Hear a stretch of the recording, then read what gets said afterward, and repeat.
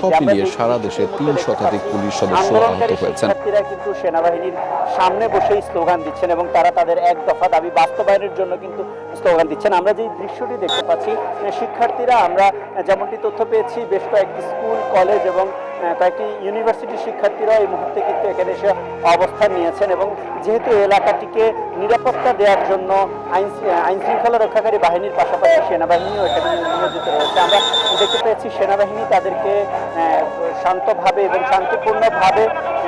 শান্তিপূর্ণভাবে তাদের কর্মসূচি পালন করবার জন্য সহযোগিতা করবার ঘোষণা দিয়েছেন এবং তারপর থেকে শিক্ষার্থীরা সেনাবাহিনীর সামনে সড়কে বসে কিন্তু তারা স্লোগান দিচ্ছেন এবং তাদের এক দফা এক দাবির কথা তারা বারবার উচ্চারণ করছেন। এই মুহূর্তে আমরা দেখতে পাচ্ছি আন্দোলনকারীরা কিন্তু অবস্থান করেছেন এবং আন্দোলনকারীদের উদ্দেশ্যে কিন্তু ক্ষমতাসীন দলের একটি বিশাল মিছিল লাঠি সোঁটা নিয়ে কিন্তু দিয়ে আসছেন এবং আমরা দেখতে পাচ্ছি সেনাবাহিনী কিন্তু নির্দেশনা দিচ্ছেন এখান থেকে সরে যাওয়ার জন্য এবং সেই চিত্র কিন্তু আমরা দেখতে পাচ্ছি এবং এই মুহূর্তে কিন্তু শিক্ষার্থীরা ছত্রভঙ্গ হয়ে যাচ্ছেন।